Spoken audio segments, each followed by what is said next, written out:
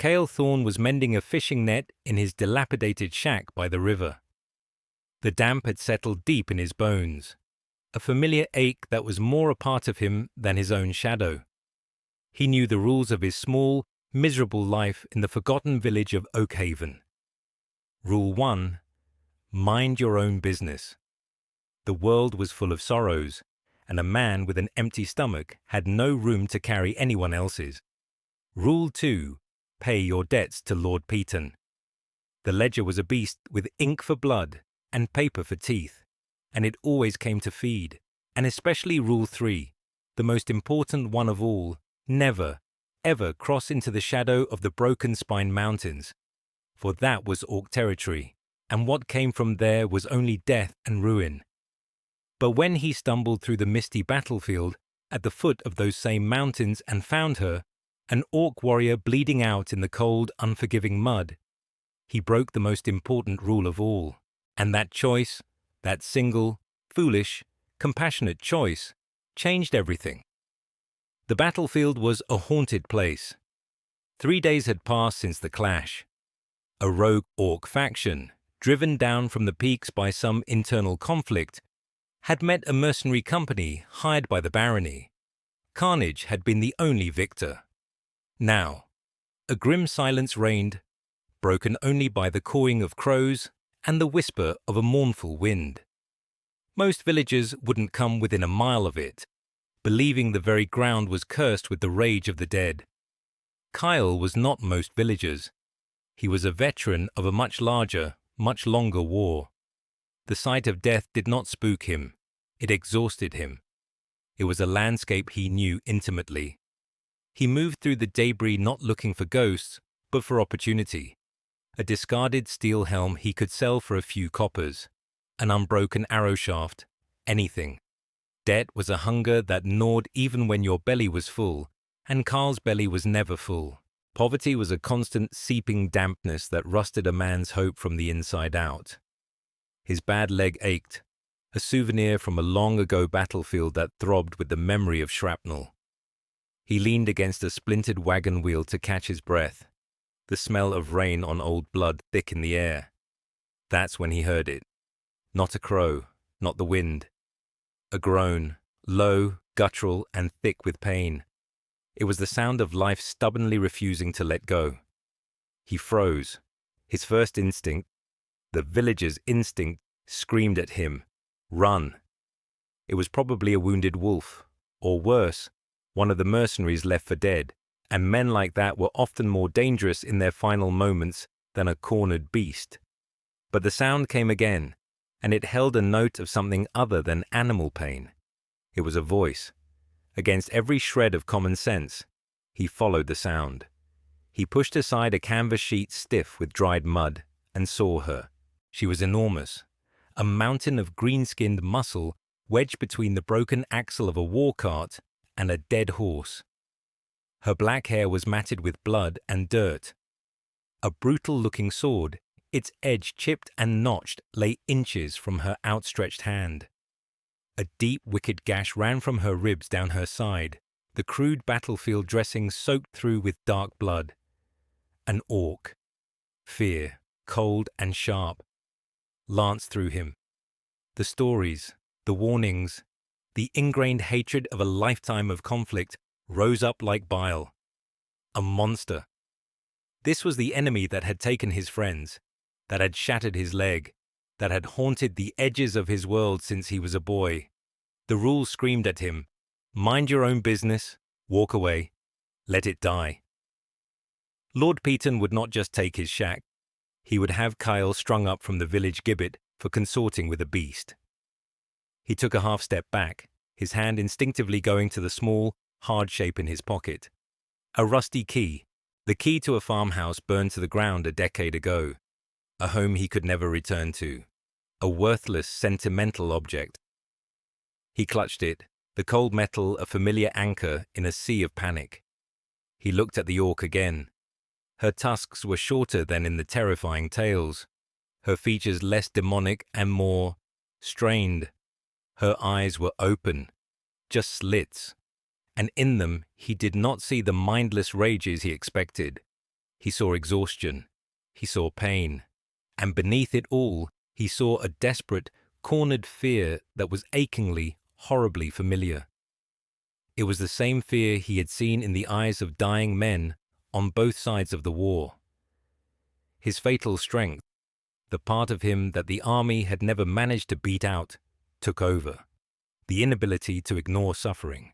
He saw not a monster, but a soldier, a defeated soldier, left to die alone in the mud, just like so many he had known. The wall of prejudice in his mind, so tall and thick, cracked. Slowly, cautiously, he moved closer. Her eyes tracked him. He saw her fingers twitch, a desperate, futile attempt to reach her sword. A growl rumbled in her chest, but it ended in a wet, hacking cough that shook her entire frame. She was done. "Easy," Carl whispered, the word lost in the wind. He held up his empty hands, showing he meant no harm. He knelt in the mud beside her, his bad knee screaming in protest. The smell of her blood was coppery and sharp. Up close, he could see the fine lines of fatigue etched around her eyes. She was younger than he'd thought. He unslung his worn satchel and pulled out a strip of clean linen he'd been saving. He hesitated, then ripped a long piece from the bottom of his own tunic. It wasn't much, but it was cleaner than the rags she had stuffed into the wound. With gentle, practiced movements, the muscle memory of a field medic taking over, he began to clean the edges of the gash. She flinched, her whole body tensing, but she didn't strike out. She watched his face, her gaze intense, searching. He worked in silence, his hands steady despite the tremor in his heart. When he was done, he packed the wound as best he could and tied the binding tight. He then uncorked his water skin. It was half full. It was all the water he had until he got back to the river. He held it to her lips. Her eyes widened slightly. Suspicion warred with desperate thirst. After a long moment, she parted her lips and drank, her throat working convulsively. It was a moment of profound and terrifying trust. A silent truce declared in a graveyard. When she was done, she slumped back, her energy spent. Now came the impossible part. He couldn't leave her here. The crows would come, or the wolves, or worse, Piton's men on a final sweep. He had to move her. He looked at her immense size, then down at his own thin frame and his bad leg. It was madness. "All right," he muttered to himself, more to bolster his own courage than for her benefit. "Let's go." Getting her out from under the cart was the first ordeal. He used a shattered spear shaft as a lever, his muscles straining, sweat beading on his brow despite the chill. She tried to help, pushing with one leg, a grunt of agony escaping her lips. Finally, with a groan of stressed wood and a squelch of mud, she was free. The journey back to his shack was a special kind of hell. It was less than a mile, but it might as well have been 100. He couldn't carry her. He couldn't even properly lift her. It was a shambling, dragging, stumbling nightmare. He draped one of her heavy arms over his shoulders, taking on as much of her weight as he could bear. His leg was a rod of pure fire. Every step was a fresh wave of pain. She was a dead weight for most of it, her head lolling, occasionally rousing to try and move her own feet. The sky, which had been a sullen grey, opened up. A cold, persistent drizzle began to fall, turning the ground to slick paste. The dampness of poverty and the dampness of the storm became one, a miserable, clinging shroud. They fell multiple times, a tangle of human and orc limbs in the mud. Each time, getting up was harder. He was fueled by nothing more than sheer, stupid stubbornness. He had made his choice. He would see it through. By the time the familiar sagging shape of his hovel appeared through the mist, it was nearly dusk. He was shaking with exhaustion, his clothes soaked, his body screaming.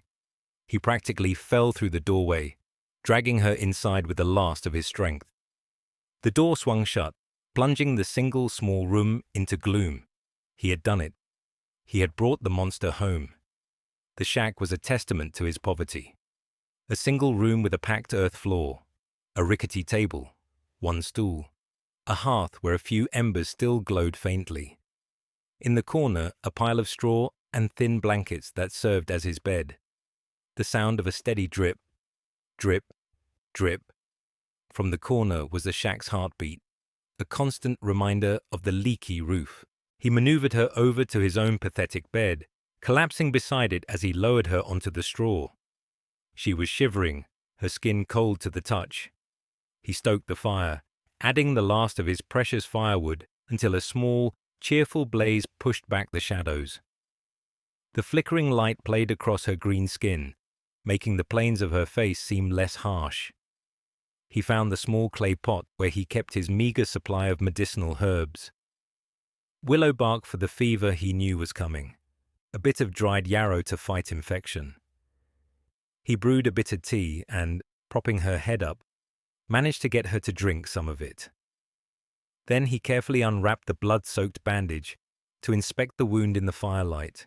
It was deep and ugly.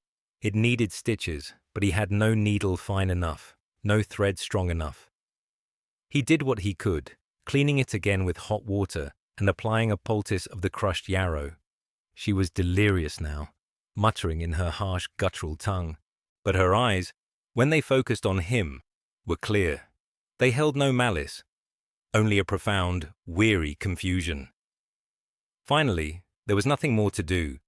He sat on the lone stool by the fire, every muscle in his body aching.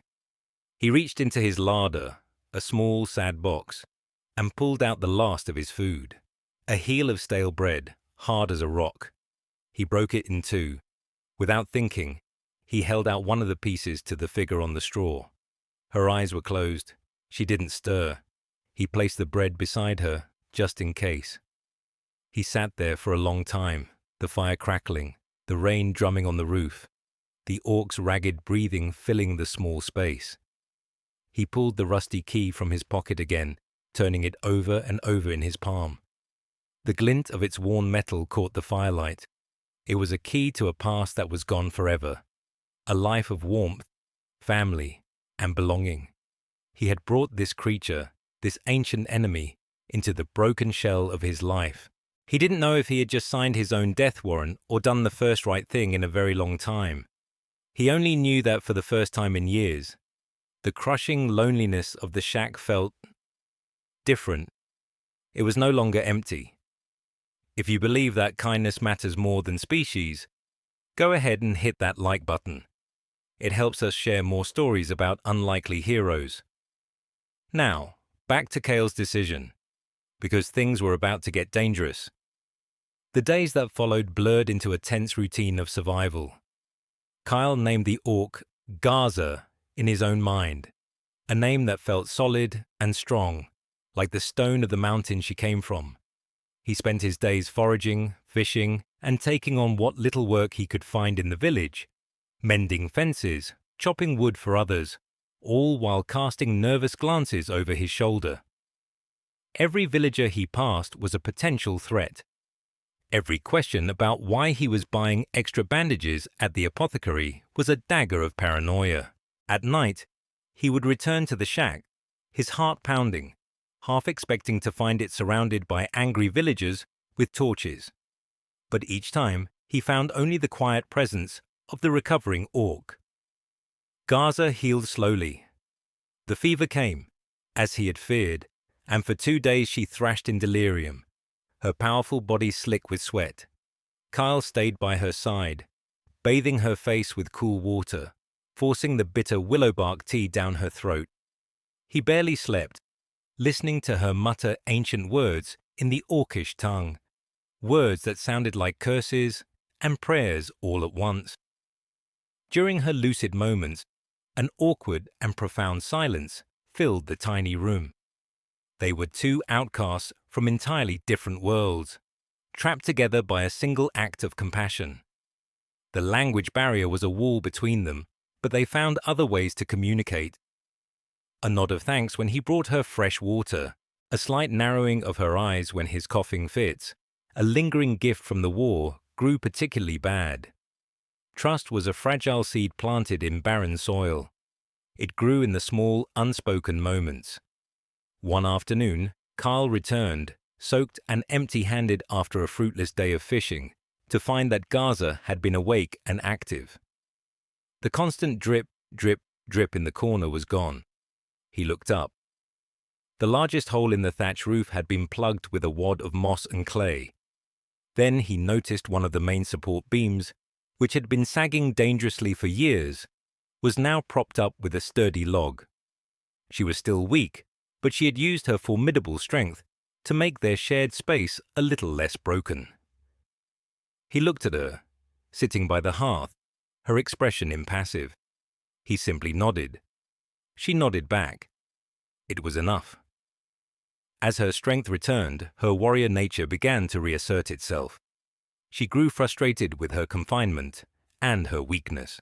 She would pace the small confines of the shack like a caged wolf, her heavy tread making the very floorboards tremble. She began to try and help more.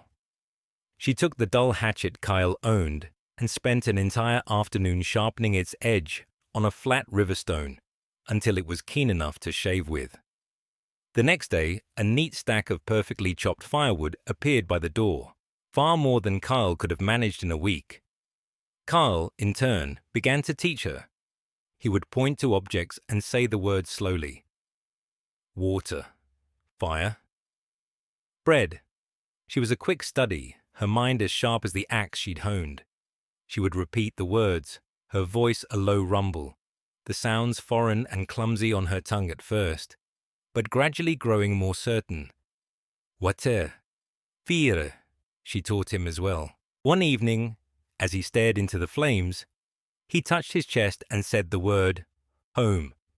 She looked at him, then around the miserable shack, and a flicker of something, pity, perhaps, or understanding, crossed her face.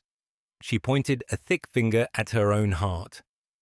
Votar, she said, her voice soft.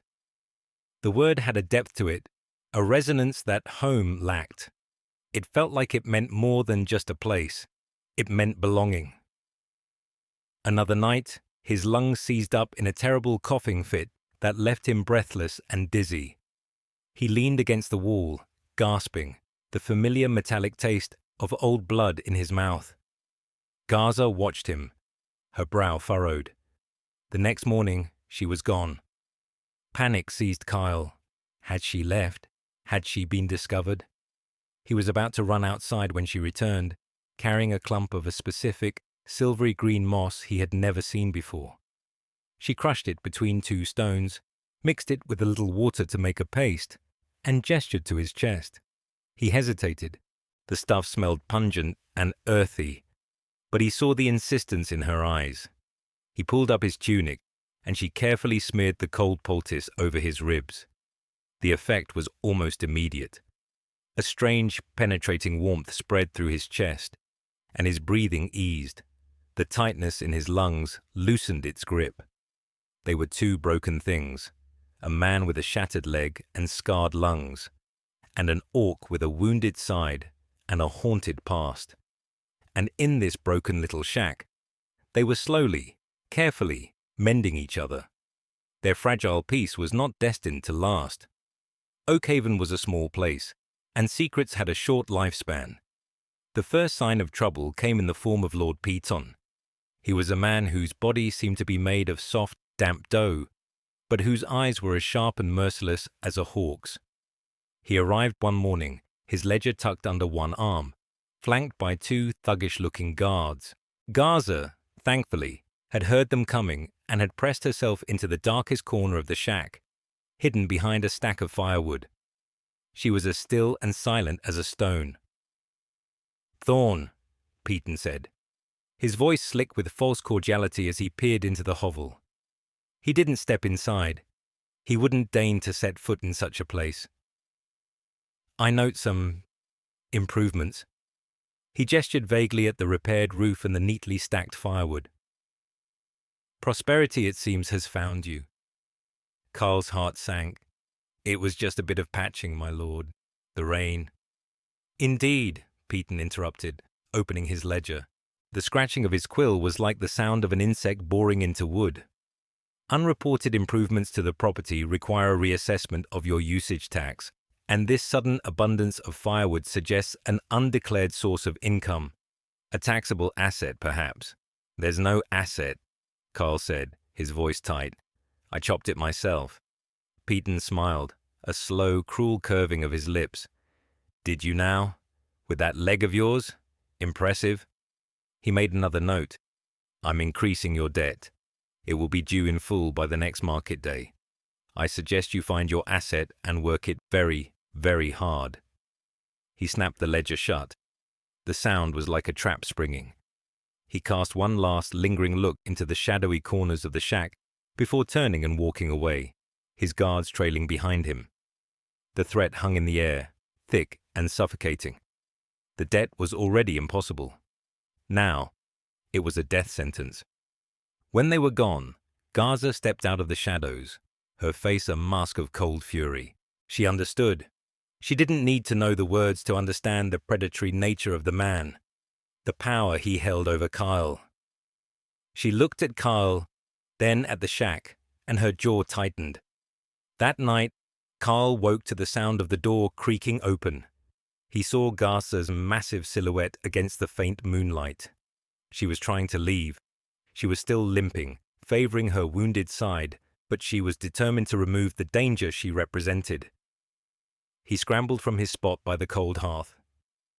No, he said, his voice a ragged whisper. She paused at the door, her back to him. Don't, he said, moving to stand in her way. You won't survive out there. Not yet. She growled a low word in her tongue, a word of frustration and despair. She gestured from herself to him, then made a slashing motion across her throat. The meaning was clear. I am death for you. No, Carl repeated, more forcefully this time. He looked into her fierce, conflicted eyes. We face this. Together. He used one of the few orcish words she had taught him, a word he had only guessed at the meaning of until now. A word for a shield partner, a brother in arms. Grogaka. Her expression shifted. The anger and desperation softened, replaced by a stunned, profound silence. She looked at this small, frail human who was offering her a warrior's honor, a bond of loyalty in the face of certain doom. Slowly, she stepped back from the door and let it swing closed. They did not speak again that night, but the choice had been made. The fragile seed of trust had broken through the barren soil and put down a root. They were no longer just a man and an orc. They were a family, a strange, broken, desperate family of two, and they would face the coming storm as one. The days leading up to the market were a blur of quiet desperation. To expand their meager existence, Kyle decided to teach Gaza how to fish. His own net was a ragged mess of knots and holes, more hole than net, but it was all they had. He took her to a secluded bend in the river, far from the usual village spots. The lesson was a study in contrast. Gaza, a being of immense power and decisive action, was utterly confounded by the delicate, patient art of casting a net. Her first few attempts sent the net flying in a tangled clump that landed on the riverbank with a pathetic slap. Her frustration was palpable, a low growl rumbling in her chest. Kyle, patient and weary, showed her again and again, his hands guiding her larger ones, showing her the flick of the wrist. It's not about strength, he explained, though he knew she didn't understand all the words. He mimed a gentle throw. It's about letting it go. She tried again. This time, the net unfurled in a clumsy, lopsided arc and landed in the water with a splash. It was an improvement. They waited. Nothing. Gaza's patience wore thin. She peered into the clear, cold water, her brow furrowed. Suddenly, her eyes widened. With a speed that defied her size, she plunged her arm into the river up to her shoulder. There was a tremendous splash, and she pulled her hand out, holding a large, writhing silver trout, its scales flashing in the sun. She had caught it with her bare hands. She looked from the fish to the useless net, then to Kyle, and a strange expression crossed her face. It was a grin. A wide, toothy, terrifying, and utterly beautiful grin. And Kyle, for the first time in what felt like a decade, threw his head back and laughed. A real, deep, honest laugh. The sound surprised them both. In that moment by the river, with a stolen fish and a broken net, the wall of prejudice between them seemed to crumble into dust. That night, they ate like kings. Gaza prepared the fish in the Yorkshire way, wrapping it in large leaves, with wild herbs she'd gathered, and roasting it directly on the embers of the fire. The smell that filled the shack was rich and savory, a world away from the thin, watery gruel they usually subsisted on. The taste of the flaky, perfectly cooked meat was a revelation. It was more than food. It was a celebration, a small act of defiance against the encroaching darkness of Lord Piton's deadline. Their bond deepened in the quiet hours of the night. Kyle was still plagued by nightmares, violent, fragmented memories of the war. He would wake up gasping, his heart hammering against his ribs, the smell of smoke and blood thick in his phantom senses. On one such night, he woke to find Gaza sitting awake by the fire, simply watching him. She wasn't doing anything, just sitting there, her massive form a silent, steady presence in the dark.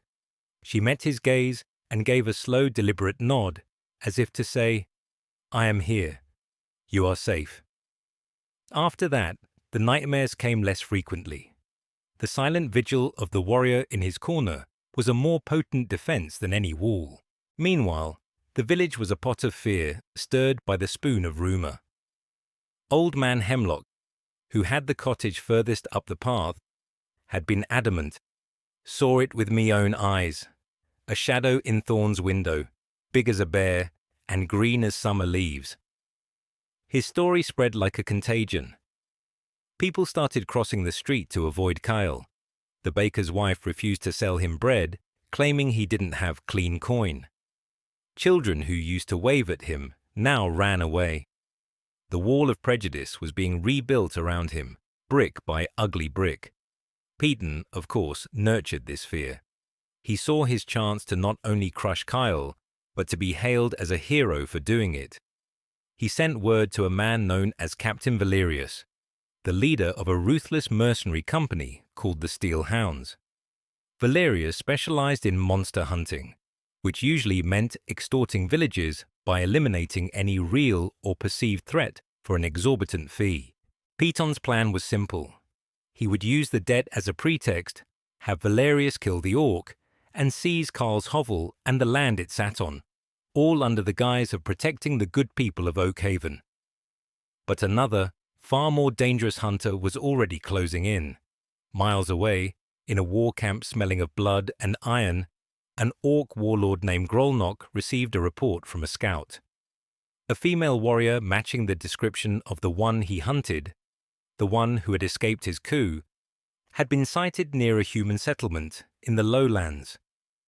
Grolnock was the one who had betrayed and murdered Gaza's father, the old chieftain. He had seized control of the Ironstone clan through bloodshed and deceit.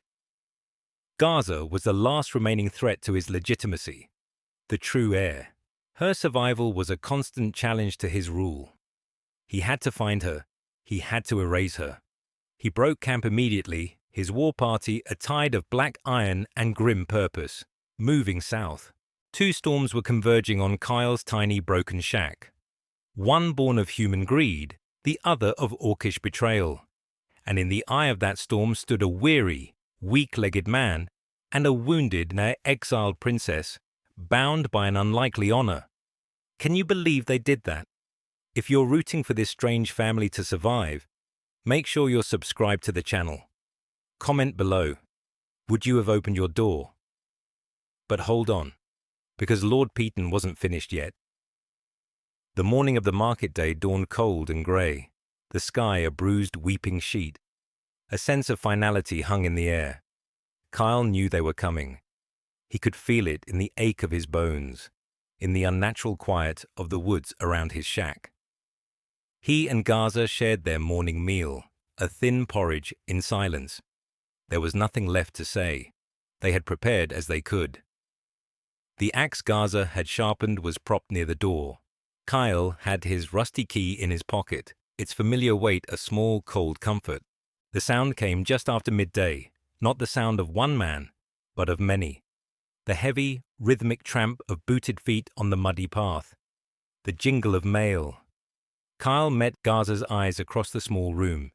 He gave a single, grim nod. It was time. He stepped outside, pulling the flimsy door shut behind him. Lord Peaton stood there, looking smug and triumphant. He was flanked by a dozen men from the Steel Hounds. Their leader, Captain Valerius, was a tall, scarred man with cold, dead eyes and a cruel smirk. He looked Kyle up and down with open contempt.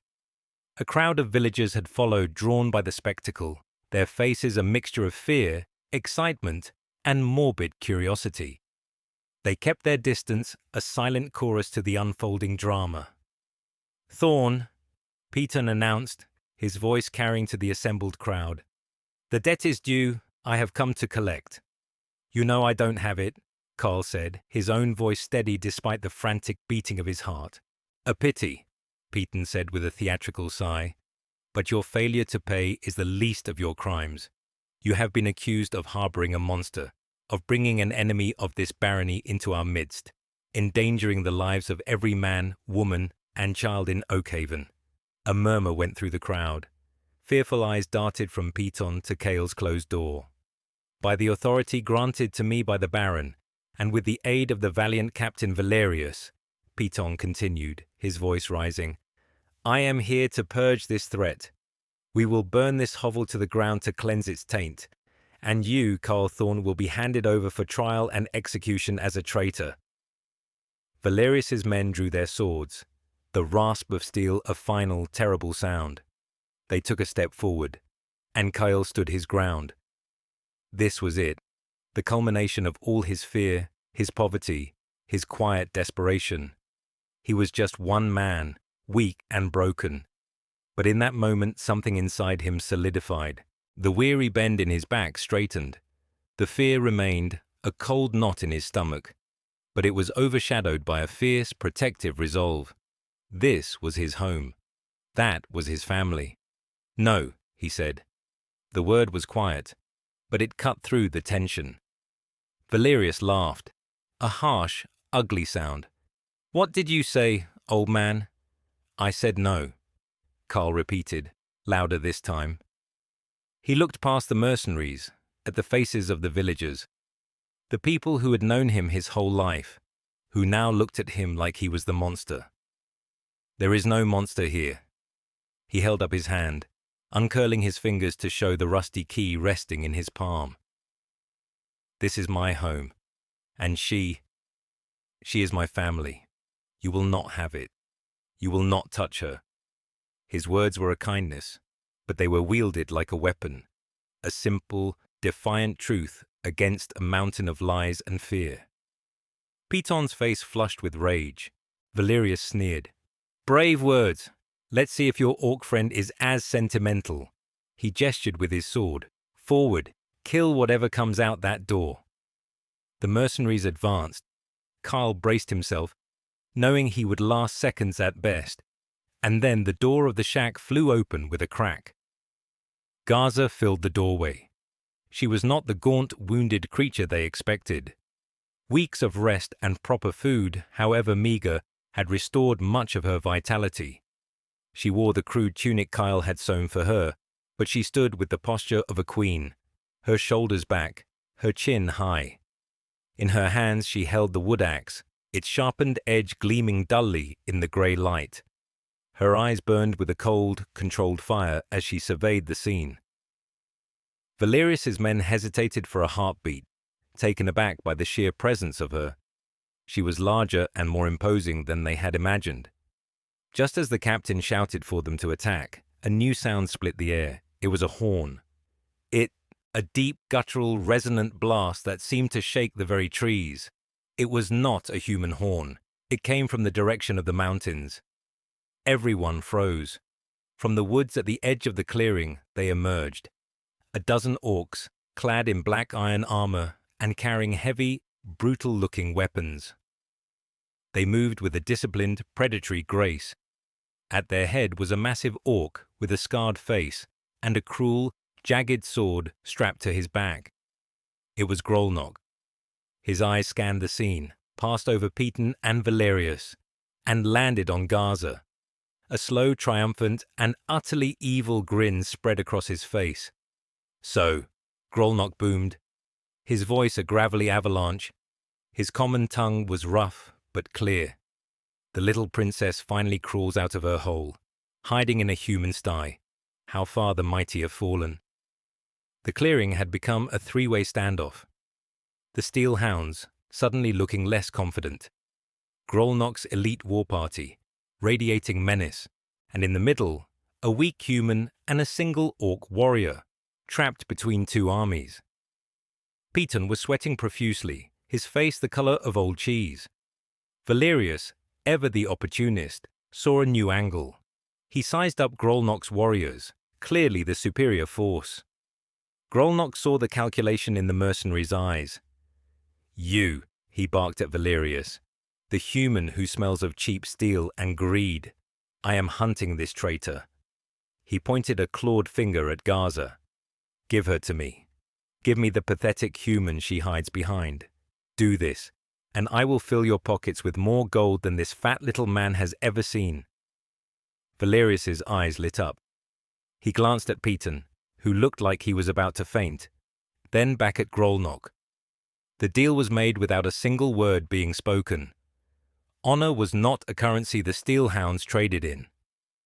"Men," Valerius commanded, his men turning their attention from Gaza to Grolnok, ready to accept their new employer.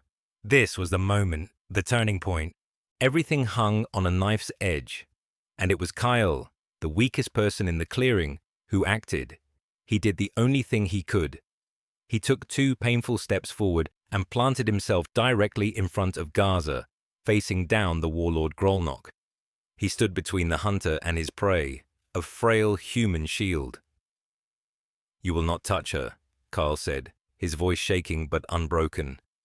Grolnok stared at him, first in disbelief, then in utter contempt. He let out a short, barking laugh. "You would die for this thing? This female who abandoned her people?" Behind Kyle, Gaza watched. She saw his suicidal bravery, the absolute, unconditional loyalty of this man who had every reason to abandon her. He was willing to die for her honor. In that instant, the bond between them, forged in sickness and silence, tempered in shared meals and quiet vigils, became something unbreakable. An ancient bond, a choice, family. The emotion that flooded her was overwhelming. It was grief. It was gratitude. It was a sudden, soaring pride. He had stood for her. Now, she would stand for all of them. She made her decision.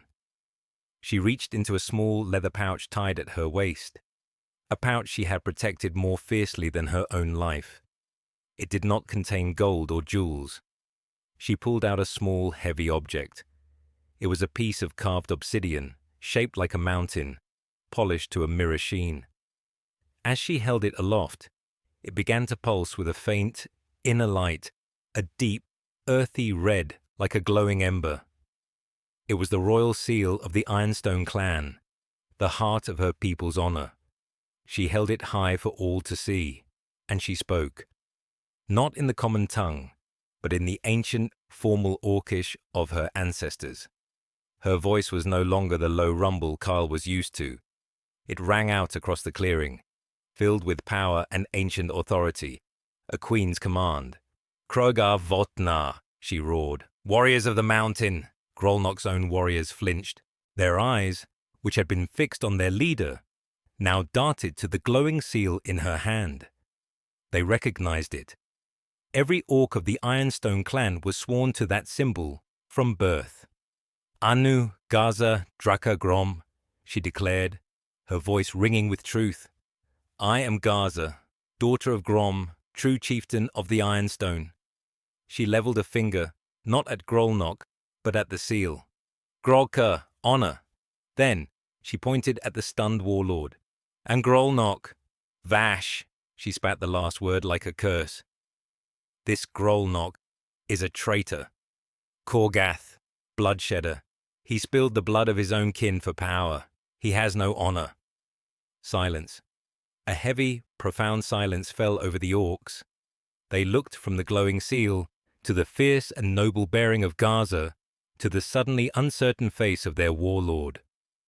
One of Grolnok's warriors, a grizzled old veteran with a scarred face and grey-streaked tusks, slowly, deliberately, dropped to one knee. He slammed his fist against his chest in the ancient salute of loyalty. Then another warrior knelt, and another. Grolnok's face contorted in a mask of pure fury. His power was dissolving before his eyes, undone by a frail human and a slip of a girl holding a rock. With a roar of pure rage, he charged. But he didn't charge at Gaza, the true threat. He charged at the weak link. He charged at Karl. He would have cut him down in a second. But Gaza had been waiting for it. She moved with a speed and grace that was terrifying to behold. She was no longer a refugee. She was a whirlwind of righteous fury. She met Grolnok's charge not with defense, but with a powerful, two-handed swing of her axe. It wasn't aimed to kill, it was aimed at his hands. The heavy wood axe met Grolnok's sword with a deafening crack. The warlord's blade, a masterpiece of orcish smithing, shattered. The force of the blow sent shards of metal flying and threw Grolnok off balance, his hands numb and throbbing. The fight was over before it had truly begun. He stumbled back, disarmed and defeated, staring at her in shock. Gaza stood over him, axe held ready, her chest heaving. The clearing was utterly silent, save for the wind in the trees. She could have killed him. By orc law, she had every right. But she looked at Karl, who was staring at her with wide, awe-filled eyes. She looked at the kneeling warriors. And she made a queen's choice. "Live with your dishonor," she said, her voice cold and clear in the common tongue, for all to hear. She lowered her axe. "You are exiled. If you are ever seen in the lands of the Ironstone again, there will be no mercy." She turned her back on him. The ultimate insult. Grolnok, broken and shamed, scrambled to his feet and fled into the woods, a leader with no one left to lead. The aftermath was a stunned, surreal silence. Grolnok's former warriors remained kneeling, their heads bowed to their true chieftain. Captain Valerius and his steel hounds, seeing their lucrative deal evaporate and now facing a unified and likely hostile group of elite orc warriors, made a swift and tactical decision. They backed away slowly, then turned and beat a hasty retreat, melting back into the woods without a single coin to show for their efforts. All eyes were now on the last remaining villain of the piece. Lord Peton stood alone, trembling, his ledger clutched to his chest like a useless shield. His face was pale, his smugness replaced by raw, naked terror. The villagers watched, their mouths agape. They had come to see a monster purged. Instead, they had seen a weak, poor man display unimaginable courage, and the monster reveal herself to be a figure of honor and royalty, deposing a tyrant without shedding a drop of blood. The world had been turned upside down. Gaza, now flanked by her loyal warriors, turned her attention to the sputtering lord. She walked toward him, each step heavy and deliberate. He flinched as if struck. She stopped before him and spoke, her voice now calm and carrying the weight of absolute command. "The debt," she said, her grasp of the common tongue suddenly perfect and unaccented. She had been listening. She had been learning all along. She reached into the pouch of the nearest kneeling warrior, the old veteran, and pulled out a single, heavy gold coin, stamped with the mark of the Ironstone clan. It was worth more than Peton's entire ledger. She tossed it onto the muddy ground at his feet. It landed with a soft thud. "The debt is paid," she stated, "for the hovel, and for the insult." She held his terrified gaze for a long moment. Then, with the same regal dismissal she had shown the warlord, she turned her back on him and walked toward Kyle. Kyle was still standing where he had been, his rusty key still clutched in his hand, his mind reeling. Gaza, his Gaza, the quiet, wounded woman he had shared his gruel with, was a queen. She stopped in front of him, her expression softening from the hard mask of a ruler to the familiar, gentle gaze he knew. "Carl Thorne," she said, her voice now soft. "You stood for me." He couldn't find any words. He just nodded, his throat tight. She gently took his hand, the one holding the key, and closed her larger hand around it. "You have the heart of a chieftain." It was at that moment that the spell holding the villagers broke. Old Man Hemlock, the very man who had spread the rumors of a monster, shuffled forward, his hat in his hands. He stopped a respectful distance away and bowed his head, not to Gaza, but to Kyle. We were wrong, Kyle," he stammered. "We were afraid, and we were fools." He looked at Gaza. "Your Majesty." He bowed again, lower this time. "We are sorry." One by one, others came forward.